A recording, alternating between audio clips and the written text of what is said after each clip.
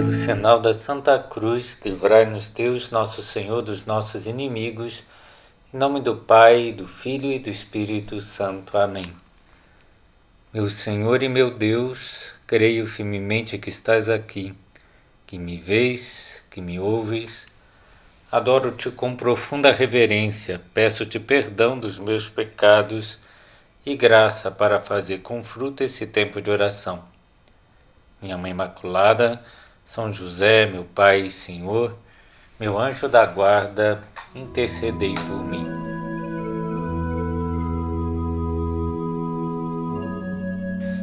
Entre os nossos amigos, normalmente os mais íntimos são os da nossa família, pois há um amor incondicional entre nós e eles. Pode haver amigos ainda mais íntimos? Sim. Quando há uma família sobrenatural em que os vínculos são ainda mais profundos, quando há uma identidade de ideais, de vontades, quando há união em um único querer de Deus, em uma única missão. Como dizia Santo Agostinho sobre a amizade, idem velle ad que idem nole. A amizade leva a querer a mesma coisa e rejeitar a mesma coisa. É um tornar-se semelhante ao outro que leva à união do querer e do pensar. E foi o que nosso Senhor nos revelou em algumas ocasiões. Por exemplo, quando os parentes de Jesus querem vê-lo e levam consigo a sua mãe. Certa pessoa comunica a Jesus: tua mãe e teus irmãos estão lá fora e desejam ver-te. Contudo, ele lhe replicou: minha mãe e meus irmãos são aqueles que ouvem a palavra de Deus e a praticam. E era um elogio à sua mãe, pois quando uma mulher eleva a voz no meio da multidão e grita: feliz o seio que te trouxe e os peitos que te amamentaram, Jesus deve ter se alegrado muito com esse elogio a ele e indiretamente à sua mãe. Mas quer esclarecer que Maria tem um motivo superior, mais elevado para ser extremamente feliz. E responde: mais felizes ainda aqueles que ouvem a palavra de Deus e a põem em prática. Para Jesus, a sua família é também a sua família sobrenatural, pois Maria e José só desejam e se dedicam a cumprir a vontade de Deus. Maria diz: faça-se em mim segundo a tua palavra.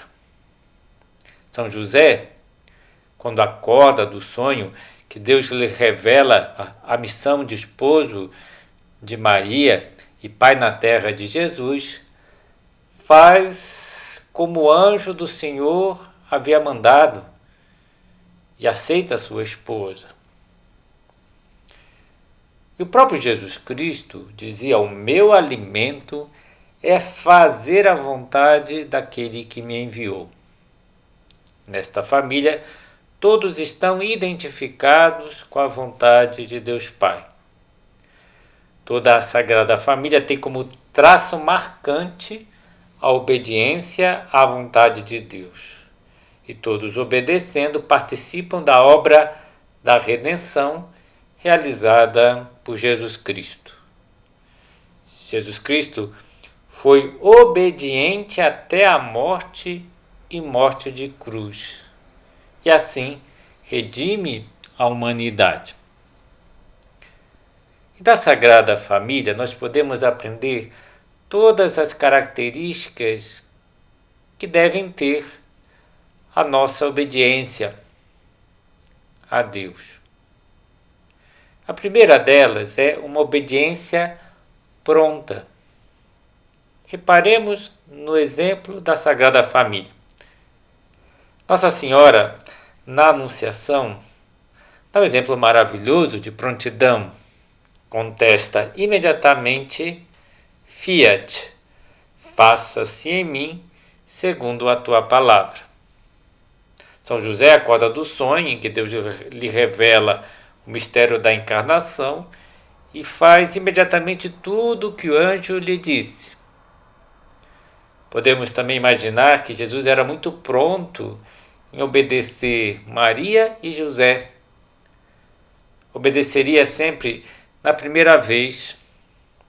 Sabia que a vontade de Deus lhe vinha na maior parte das vezes pelas vozes humanas de Maria e de José.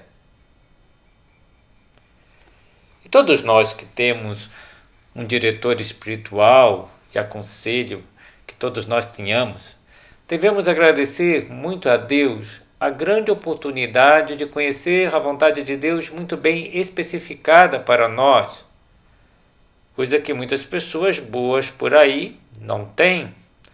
Não sabe exatamente o que fazer, não sabe o que Deus espera delas. Para nós, a vontade de Deus chega de muitas formas. Através, claro, dos mandamentos de Deus e da Igreja, devemos obedecer a todos. Vem pelos meios de formação cristã a que assistimos e nos quais Deus nos inspira propósitos de melhora e devemos ser obedientes a esses propósitos inspirados por Deus. Através do que Deus nos pede também na oração mental ou na meditação de um tema cristão, mas principalmente pela direção espiritual, em que até confirmamos as inspirações que achamos ser de Deus e descobrimos assim a vontade de Deus para cada um de nós, indicada com palavras humanas numa linguagem acessível. Para os participantes de alguma instituição da Igreja, e mesmo para as pessoas que ainda estão sob a autoridade de seus pais, a vontade de Deus nos vem também pelas indicações que os pais ou quem goza autoridade nos indica. Os padres diocesanos, por exemplo, devem seguir as indicações do seu bispo ordinário. E devemos reagir também com prontidão ao recebermos indicações. Beato Álvaro del Portillo, do Opus Dei, tinha uma personalidade muito rígida, muito sóbria, era capaz de abordar empreendimentos gigantes e envergadura.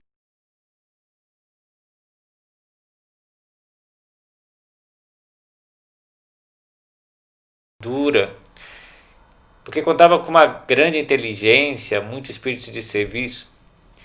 E numa ocasião, São José Maria, mudando-lhe os planos que ele tinha para aquele dia, pediu que Dom Álvaro, que era seu secretário, se encarregasse de uma tarefa. E Dom Álvaro aceitou muito bem, sem fazer nenhum comentário aos outros trabalhos que ele tinha que fazer naquele dia. E quando Dom Álvaro saiu para realizar aquilo que lhe tinha sido pedido, indicado, São José Maria comentou: "Este meu filho me descansa", porque obedecia com prontidão. E o desejo de obedecer com prontidão leva-nos a considerarmos logo na oração os conselhos ou as indicações que nos dão para concretizarmos logo como colocá-los em prática. E é muito importante essa prontidão. São José Maria nos adverte dos problemas das demoras em obedecer. Escreveu: "Por essa demora, por essa passividade, por essa tua resistência em obedecer, como se ressente o apostolado e como se alegra o inimigo." E podemos nos examinar Com que prontidão pegamos para nós uma indicação que às vezes é dada com toda a suavidade? Se nos dizem, por exemplo, com delicadeza, seria bom que você cuidasse mais de tal assunto, como pegamos essa indicação? Simplesmente pensando, é mesmo, seria muito bom, mas não colocamos em prática logo? E não devemos esperar que nos deem uma ordem, que normalmente não fazem, ou que tenham que dizer expressamente, faça isso. Às vezes, não somos prontos em seguir as indicações de Deus. Ficamos apenas no bom desejo. E há 3 perguntas que sempre devem nos ajudar a transformar o bom desejo em propósitos de verdade. Quando, como, onde eu vou colocar em prática o que me indicaram. Outra característica da obediência que reparamos na Sagrada Família é que é alegre e silenciosa. Nossa Senhora exulta no Magnífica por Deus ter olhado para a baixeza da sua escrava. E essa alegria estará sempre presente na sua obediência. São José sentiria que era uma honra cuidar da Mãe de Deus e do Filho de Deus. Estava sempre disposto a fazer o que fosse necessário. Sentia-se um sortudo, um felizardo por ser esposo de Maria e pai na terra de Jesus. E exerceria essa missão grandiosa com firmeza, com alegria, decidindo muitas coisas para os dois. Se pensamos em Jesus, certamente não reclamaria ao fazer as coisas que não gostava. Quando era criança, por exemplo, acompanhar Nossa Senhora a alguma festa de gente mais velha. Talvez quando chovia não podia brincar na rua por causa da lama. Quando chegavam as visitas na sua casa, Jesus tinha que cumprimentá-las e talvez fazer sala. Algumas vezes fazia pequenos trabalhos para José e Maria, quando seus amigos estavam talvez jogando, brincando.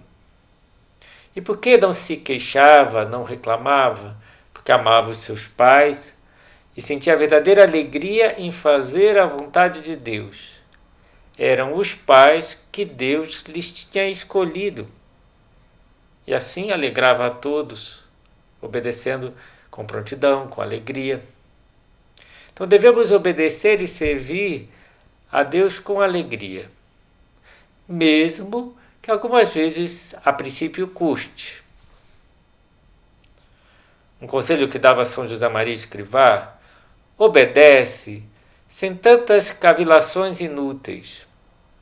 Mostrar tristeza ou pouca vontade perante o que se manda é falta muito considerável, mas senti-la apenas não somente não é culpa, mas pode ser uma grande ocasião de nos vencermos a nós mesmos, de coroarmos um ato heróico de virtude. Não sou eu que invento? Lembra-te, narra o Evangelho, que um pai de família confiou o mesmo encargo aos seus 2 filhos. E Jesus alegra-se com aquele que, apesar de ter levantado dificuldades, cumpre. Alegra-se porque a disciplina é fruto do amor. E não podemos fechar a cara porque a nossa vontade não foi atendida ou satisfeita, ou fazer um verdadeiro estardalhaço, tudo eu, sempre eu.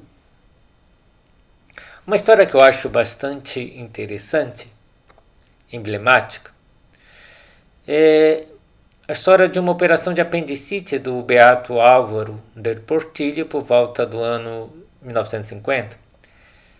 A intervenção cirúrgica foi complicada, durou bastante mais do que o previsto, pois o seu apêndice estava numa posição diferente do normal e tiveram que ampliar a anestesia. E ao acabar a operação, os médicos não conseguiam reanimá-lo. E Monsenhor Escrivá de Balaguer, São José Maria, Se aproximou e sussurrou ao ouvido de Dom Álvaro em voz baixa: Álvaro. E a resposta foi imediata: sim, padre. Tempo depois, ele soube que havia dado uma grande alegria ao fundador, que comentou: até dormindo, até anestesiado, esse meu filho me obedece. A nossa obediência também deve ser inteligente. Um exemplo espetacular de obediência inteligente temos em São José, quando vai e volta do Egito. Vai para o Egito para que Herodes não encontre o menino a quem procura matar. Depois, quando já está voltando, fica sabendo que Arquelau reinava na Judéia em lugar do seu pai Herodes e temeu ir para lá. E é confirmado no seu projeto de ir para a Galiléia.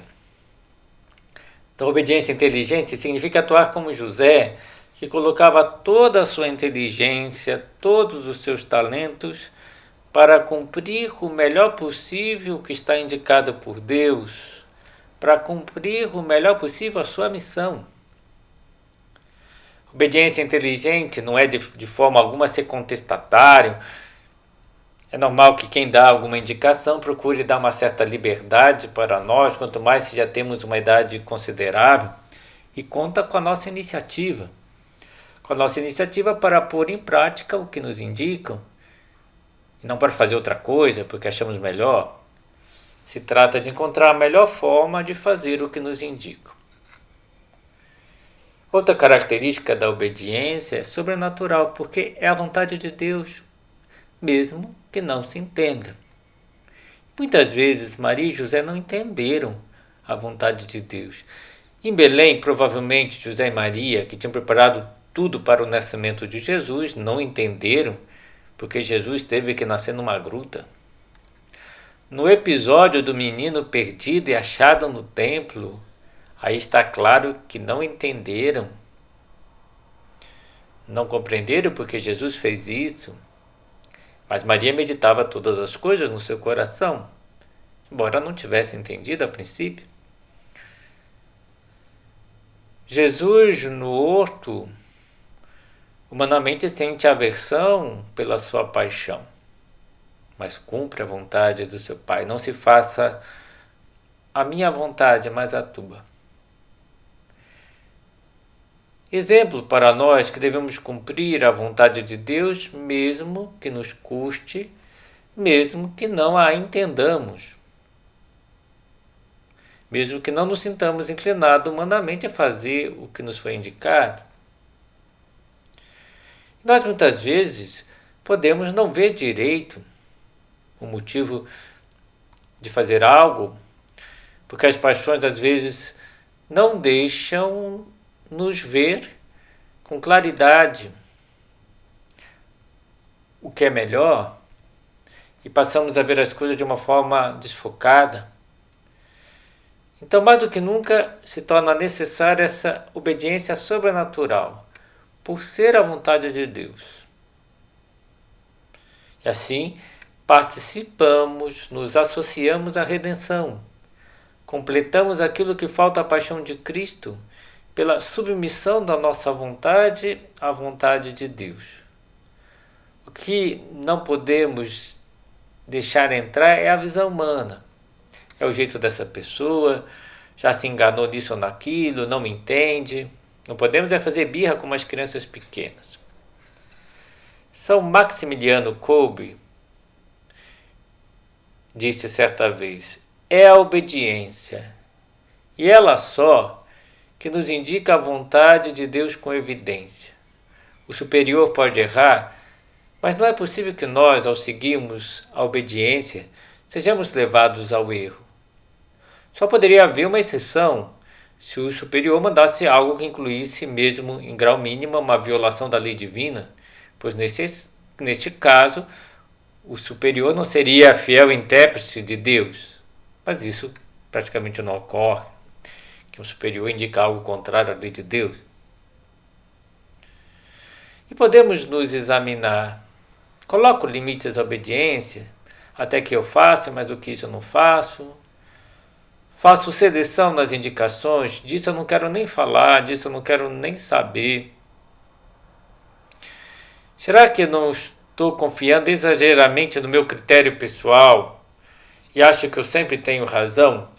E fico guardando uma espécie de catálogos das indicações antigas que já nos deram, comparando com a indicação que me deram agora. Assim surge a arrogância, o apego ao critério próprio. A pessoa perde a visão sobrenatural, começa a ter raciocínios errados, demasiados humanos. Por que eu tenho que ceder? Por que eu tenho que me rebaixar? Não me entendem, não confiam em mim, etc. Vejam, quanto mais perto de Deus, mais delicados em obedecer. Me contaram uma história simples, mas significativa, de São José Maria, que estava na Argentina e estava conhecendo uma casa de retiro. E a casa estava ainda em construção, uma parte da casa, e o encarregado de cuidar das suas coisas materiais achou que não seria bom São José Maria ir para uma parte da casa que estava muito suja. E comentou: padre, aí não, pois vai sujar os seus sapatos. E imediatamente São José Maria deu meia volta e não foi para aquela área, não conheceu aquela área. Porque seguia indicações até simples. Olha, não vá porque vai sujar o seu sapato. A parte mais difícil da obediência talvez seja submeter a inteligência. Se isso não me cabe julgar, eu não julgo. Chegar à identificação interior como se fosse nossa própria ideia, assumir como nossa. Fazer com boa vontade aquilo que nos indica, não podemos fazer o contrário, como algumas pessoas fazem de má vontade, pensando isso não vai dar certo, ou até mesmo torcendo para que dê errado, para mostrar que ela tinha razão. E muitas vezes dá errado mesmo, tendo tudo para dar certo, porque a pessoa acabou fazendo o corpo mole. Última característica que gostaria de comentar é que a obediência é eficaz. Há uma frase da Escritura que diz: vir obediens multo laudabit. O homem obediente, a pessoa obediente será muito louvado, muito louvada. E Santa Teresa tem uma história interessante. Pensando que uma vez, ela estava pensando na grande penitência que fazia uma senhora, Dona Catarina de Cartona.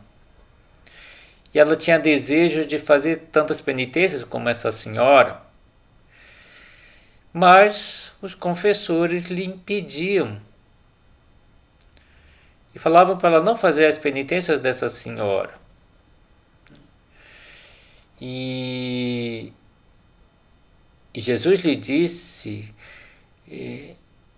isto não, filha, não faça isso.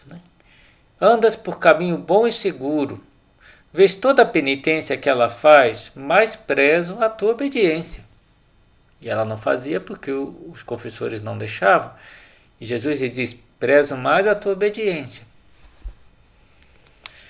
E uma pessoa obediente, Deus pode se apoiar, pode dizer: vai para cá, vai para lá, como fez com São José, deixa isso e toma o outro, como São José mudou de rumo, de trabalho, muda de cidade ou fica sempre neste lugar. O melhor lugar para estarmos é que Deus nos colocou. Começa essa atividade, agora passa para outra. Seria bom que todos nós fôssemos assim como São José. São José Maria certa vez disse a uma moça que havia acabado de pedir admissão ao Opus Dei, e ela dizia para São José Maria que não sabia fazer muitas coisas. E São José Maria disse: sabes obedecer? Então basta. Porque assim se pode confiar e a pessoa vai aprendendo, obedecendo. E sabemos obedecer a Deus em coisas pequenas. Por exemplo, no horário de acordar ou de dormir, que nós combinamos até diretamente com Deus na nossa oração. Vimos com Deus que era bom acordar em tal hora para fazer a oração logo cedo, que tínhamos que dormir cedo também para estarmos bem dispostos no dia seguinte e santificarmos melhor o nosso dia. E combinamos com Deus um horário de dormir, um horário de acordar. E depois somos obedientes, porque é a vontade de Deus. Nós vimos na oração com Deus. Somos obedientes ao nosso plano de vida espiritual, que muitas vezes combinamos com o nosso diretor espiritual, que práticas de piedade nós vamos fazer, quando nós vamos fazer, como nós vamos fazer, e obedecemos, e nos examinamos se estamos fazendo como nos foi indicado. Somos obedientes até mesmo em chegar com pontualidade em uma reunião que combinamos com os outros, entendendo que Deus quer que sejamos pontuais, que não deixemos as pessoas nos esperando. Uma pessoa casada, um pai de família, uma mãe de família, como cumpre a sua missão, né, de ser um pai e uma mãe cristãos? Por exemplo, cuida do acompanhamento dos estudos dos filhos. Ninguém precisa dizer que precisa fazer isso, faz parte da sua missão. Luta por conversar com os filhos, de conhecer bem os filhos, as suas qualidades, os seus defeitos. Se empenha em corrigir e educar os filhos, porque faz parte dessa sua missão. Procura ensinar-lhes a serem piedosos, a terem uma vida de oração desde pequenos. Sabem ajudar nas pequenas tarefas do lar, que faz parte também da sua missão, dos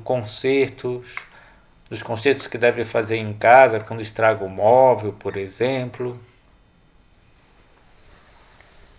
Nós somos obedientes às pequenas mortificações da nossa lista de mortificações. Às vezes escolhemos algumas mortificações que vamos oferecer a Deus e vamos oferecer por intenções concretas. E todos os dias nos examinamos se fizemos ou não aquelas mortificações, sabendo que é a vontade de Deus que nos sacrifiquemos para alcançarmos essas graças para nós e para os outros. Terminamos olhando novamente para Nossa Senhora. Nossa Senhora sempre fez a vontade de Deus. Toda a sua vida foi um único fiat. Faça-se em mim segundo a tua palavra. E sempre Maria cumpria a vontade de Deus.